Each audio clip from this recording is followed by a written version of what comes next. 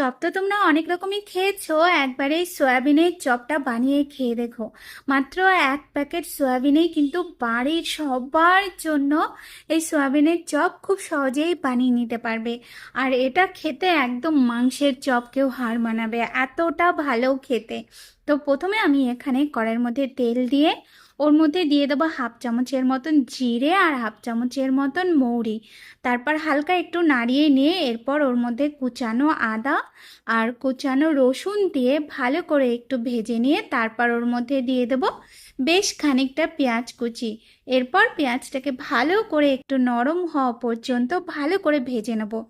পেঁয়াজটা যখনই ভাজা হয়ে যাবে এরপর ওর মধ্যে দিয়ে দেবো বেশি করে লঙ্কা, আর লঙ্কাটাকে কিন্তু আধা ভাঙা করে নিতে হবে। লঙ্কাটা দিয়ে এরপর লঙ্কাটাকে ভালো করে ভেজে নিতে হবে। এরপর যখন সব কিছু ভাজা হয়ে যাবে তখন ওর মধ্যে কিছু গুঁড়ো মশলা দিয়ে দেবো। তো এখানে দিয়ে দিয়েছি পরিমাণ মতো লবণ, আর দিয়ে দিয়েছি পরিমাণ মতন হলুদ, আর এখানে দিয়ে দিচ্ছি 1.5 চামচের মতন ধনে গুঁড়ো, দিয়ে দেবো 1 চামচের মতন জিরে গুঁড়ো, আর এখানে আমি দিয়ে দিচ্ছি হাফ চামচের মতন চাট মশলা, আর ওর মধ্যে দিয়ে দেবো একটু গুঁড়ো গরম মশলা, আর দিয়ে দেবো একটুখানি ভাজা মশলা। এরপর সব কিছুকে ভালো করে একটু মিশিয়ে নিতে হবে।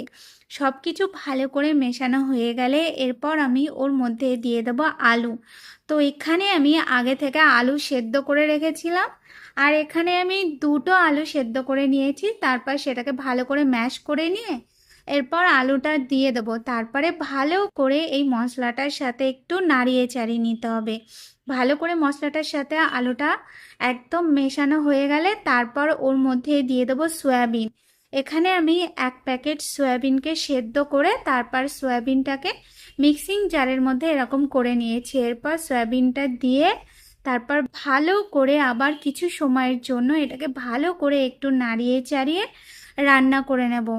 তারপরে যখন দেখবে যে এটা একদম এরকম শুকনো শুকনো হয়ে গেছে তখন সবার লাস্টে ওর মধ্যে সামান্য একটুখানি চিনি আর ওর মধ্যে ধনেপাতা দিয়ে তারপর একটু নাড়িয়ে চাড়িয়ে নিতে হবে। এরপর সবার লাস্টে ওর মধ্যে দিয়ে দেবো, এখানে আমার কাছে ভাজা বাদাম ছিল, আর চপের মধ্যে বাদাম আমার তো ভীষণ ভালো লাগে, তো এর মধ্যে বাদাম দিয়ে দিয়েছি। আর ওর মধ্যে দিয়ে দেবো একটুখানি বিস্কুট গুঁড়ো, অল্প একটু দেবো বিস্কুট গুঁড়ো।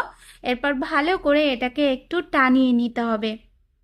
একদম যখন শুকনো শুকনো হয়ে যাবে তারপর এটাকে ঠান্ডা করে নেব। তো এই যে দেখো আমাদের পুরটা কিন্তু একদম রেডি হয়ে গেছে। এটা দেখতেও সুন্দর হয়েছে আর খেতেও কিন্তু অসাধারণ হয়েছে। তো পুরটা বানানোর পর এরপর আমি এখানে একটা বোলের মধ্যে নিয়ে নেব ময়দা, আর ওর মধ্যে দিয়ে দেবো আমি সামান্য পরিমাণ একটুখানি লবণ। লবণটা দিয়ে তারপর ওর মধ্যে জল দিয়ে এরপর ময়দাটাকে ভালো করে একটু গুলে নিতে হবে।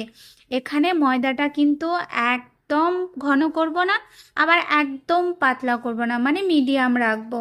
তো ময়দাটা গোলানো হয়ে গেলে এরপর যে ঠান্ডা করা পুরটা ছিল সেটা আমি একটা থালার মধ্যে নামিয়ে নিয়ে এরপর পুরটার থেকে অল্প করে পুর নেব, নিয়ে এরকম হাতের মধ্যে প্রথমে গোল করে নিয়ে এরকম চ্যাপটা করে নিতে হবে। মানে যেরকম সাইজ বানাবে, খুব বড় বড় বানাবে না, কারণ খুব বড় বানালে পরে বেশি মোটা মোটা হয়ে যাবে। একটু মিডিয়াম সাইজের মতন বানিয়ে নেব। এরপর আমি এইটাকে নিয়ে তারপর আমি প্রথমে ময়দার ঘোলের মধ্যে একবার ডুবিয়ে নিয়ে তারপর আমি ওটাকে বিস্কুট গুঁড়োর মধ্যে দিয়ে দেবো। এরপর বিস্কুট গুঁড়োটা ভালো করে লাগিয়ে নিয়ে তারপর আবার আমি এটাকে ময়দার ঘোলের মধ্যে দেব। এইভাবে আমি দুবার করে একটু কোটিং করে নেব। দুবার করে কোটিং করে নিয়ে তারপরে এটাকে আবার বিস্কুট গুঁড়োর মধ্যে দিয়ে ভালো করে এরপর হাতের সাহায্যে একটু শেপ এনে নিতে হবে। তো এই যে দেখো একদম গোল গোল করে এগুলোকে করে নিয়েছি। ঠিক এরকম করেই আমি আর যেই চপগুলো ছিল সবগুলোকে আমি বানিয়ে নিয়েছি। আর দেখো এখানে কতগুলো চপ হয়েছে। তো মাত্র একটা সয়াবিনের প্যাকেট আর 2টো আলু দিয়ে এতটা চপ হয়েছে। আর এগুলোকে কিন্তু মানে তোমরা ফ্রিজে রেখেও পরে বানিয়ে মানে ভেজে খেতে পারো, একবারেই যে বানাতে হবে এরকম কোনো কথা নেই। তো এই যে দেখো, এরপর আমি মিডিয়াম গরম তেলের মধ্যে এইগুলোকে দিয়ে ভালো করে উল্টিয়ে পাল্টিয়ে কালার আসা পর্যন্ত ভালো করে ভেজে নেব। এরপর এগুলোকে নামিয়ে নিয়ে এর ওপরে একটুখানি বিট লবণ ছড়িয়ে দেব। তো এই যে আমাদের সয়াবিনের চপ কিন্তু একদম রেডি হয়ে গেছে। রেসিপিটা ভালো লাগলে অবশ্যই ট্রাই করো, লাইক কমেন্ট করতে ভুলো না। আজ তাহলে এই পর্যন্ত, দেখা হচ্ছে নতুন